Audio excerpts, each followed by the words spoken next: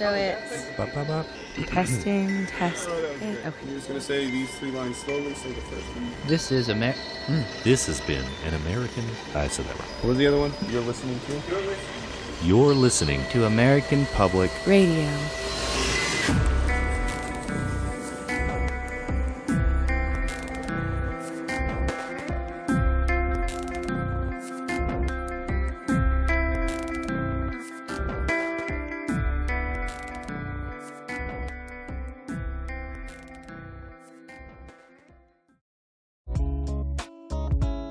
American Public Radio is brought to you by Google+. Let's hope their self-driving car is better than this. And by Liberty Finance Mutual. Come see what critics are calling a really confusing name for a restaurant.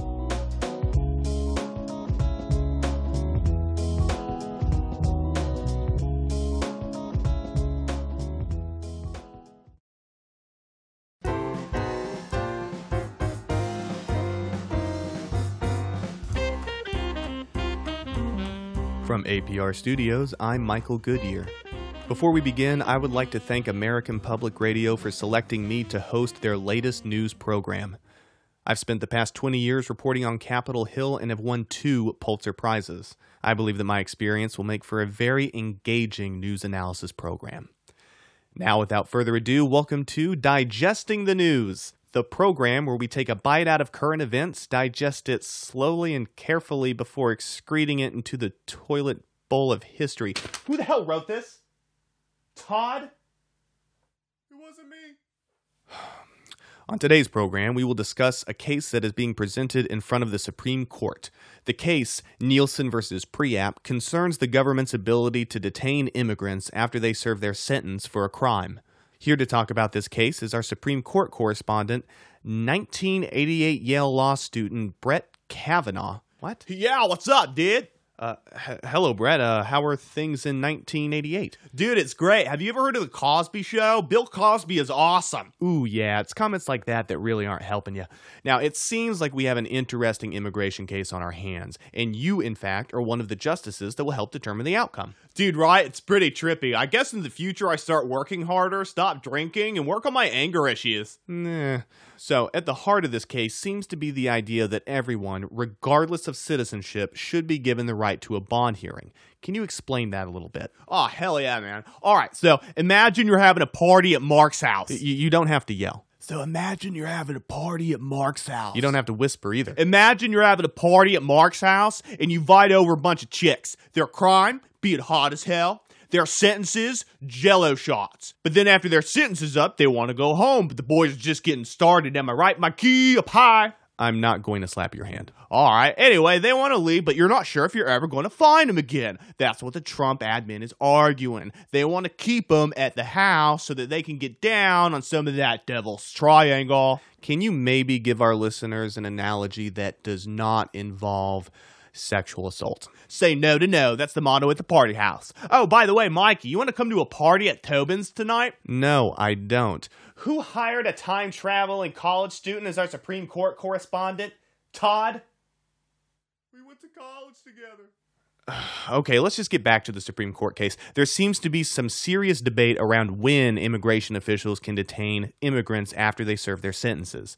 The plaintiffs are arguing that immigrants should only be detained immediately after release, while the Trump administration wants the ability to detain these immigrants at any time. Brett, what are your thoughts? Well, you see, Big Mike. Can I call you Big Mike? No. All right, Mikey Mike it is. Now, here's the problem, Mikey Mike. The federal immigration law that was enacted by Congress doesn't actually give a time limit. That's like when you're playing beer pong at Tobin's place using house rules, but then all of a sudden someone swats the ball when it's not a bounce. And you're like, hey, man, you could only swat on bounces. And they're like, yeah, but you didn't say we couldn't swat on throws, only that we could swat on bounces. And then you're like, you don't have to interpret the rules so literally. And then they're like, well, maybe you should have written the rules a little clearer. You're a law student at Yale? Oh, hell yeah, man. Go Bulldogs. Well, unfortunately, we've run out of time. I think we learned something today. Thank you for listening. From American Public Radio, I'm Michael Goodyear. Oh, hey, and I'm Brett. We got a sick party tonight at Tobin's house. It's BYOB. Make sure to... Give me the microphone. No, just give it to me. Shut up. Shut up. From American Public Radio, I'm Michael Goodyear. Thanks for listening. Dude, what's your problem? I thought you were cool. You're not invited to Tobin's party anymore. Get out of my studio. This isn't your studio. This is public radio. My taxes paid for it. Get out. All right, I'll leave. But not because you told me to, but because I want to. Oh, hey, what up, Todd? I didn't know you worked here. Get out. Dude, I'm going. Dude, your boss is such a dick.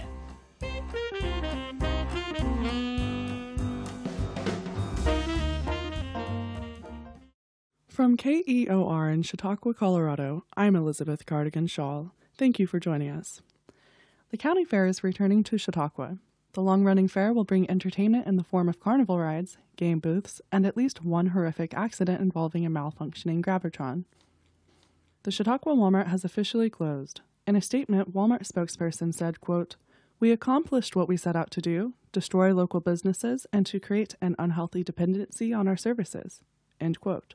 When asked why they would remove Chautauqua's only source of food and medicine, the spokesperson laughed maniacally while rubbing his hands together. Expect 6 inches of snow this weekend, and at least one jackass who thinks he can drive 50 miles per hour down Main Street. This is KEOR, your APR source. Support for APR is provided by LiveJournal.com. Guess what, bitches? We still exist, and if you don't start using us again, we'll send all of your old blog posts to your employer. And by Skype. Do you want to make quality video calls in the world? Then sign up for Skype today.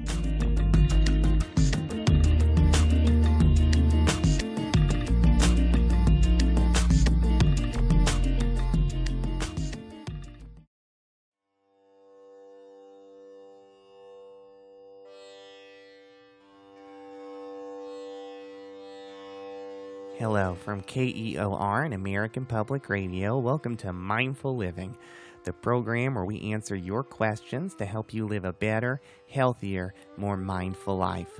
I'm your host, Arlo Green. On today's program, I will be answering all your questions about the 3 R's. Just a quick aside, there did seem to be some confusion about this. The 3 R's are in reference to reduce, reuse, and recycle.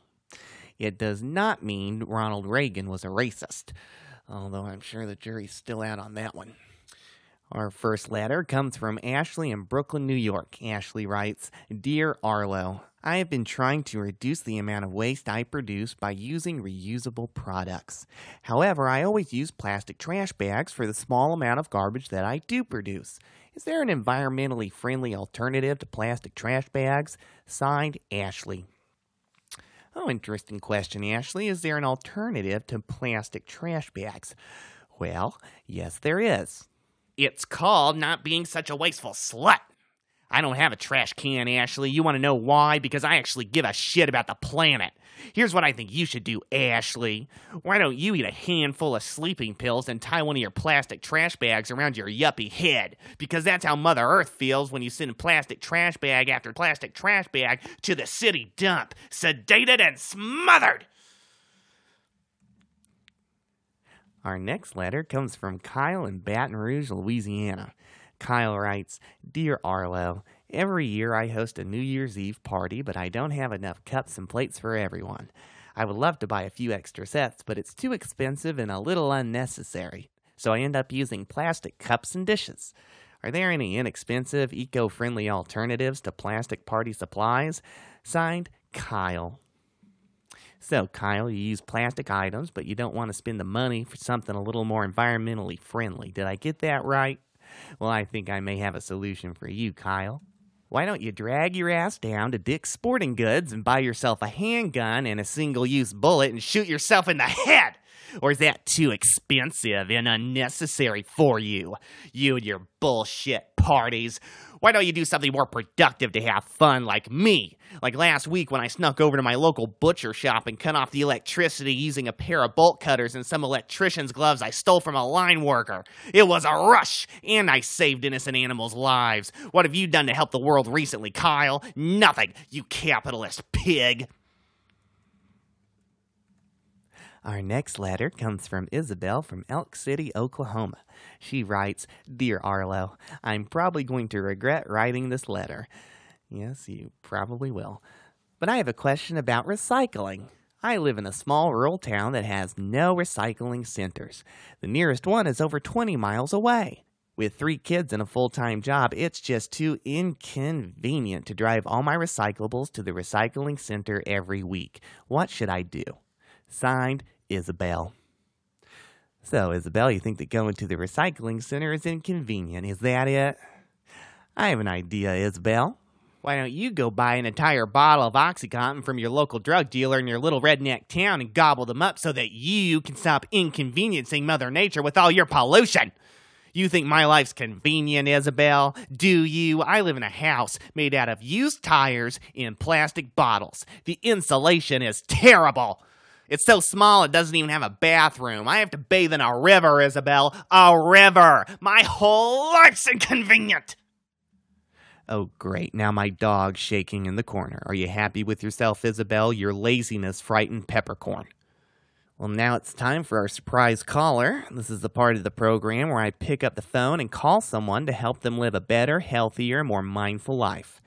Today's surprise caller will be Paul Jensen. Paul lives down the street from me, and I saw him placing his aluminum cans and his glass bottles in the same recycling bin. He also runs the local butcher shop. That's what we call on our show a double whammy.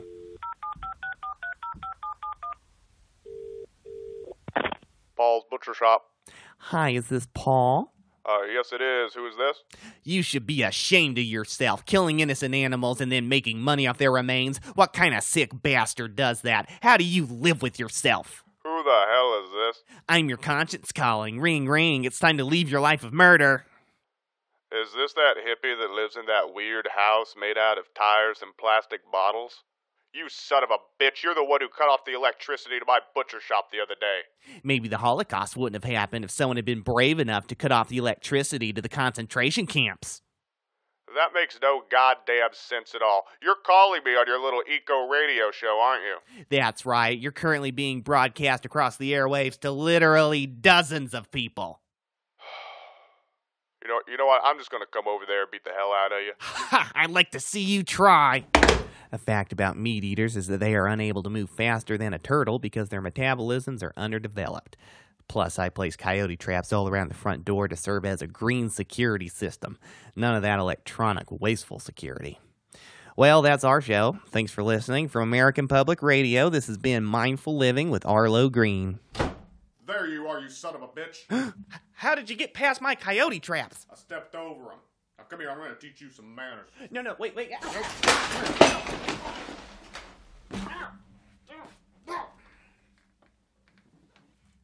Hello, is this thing on? My name is Paul Jensen, owner of Paul's Butcher Shop. Whoever's listening out there, come on down to Paul's. I figure if you guys are listening to this weirdo, you're probably vegetarian or something, but we got pork. Maybe you guys can eat that. I don't really know what you guys believe, but we got the best rack of ribs in Chautauqua County. Oh, God, no. Don't use my platform to support your murder store. Shut up. From American Public Radio, this is Paul Jensen, humble citizen and master butcher of Chautauqua. Thanks for listening. How do I put on the music? The black button. Is it this one? No, not that one. What the hell was that? It's a traditional Muslim prayer. I use it to scare middle-aged white women who use Keurig coffee makers. Is this the button? Yes, that's it. This is your theme music? Yeah? I don't understand it, and I don't want to. Why don't you play some real music? This is real music. It's just sounds. That's what music is. I respectfully disagree.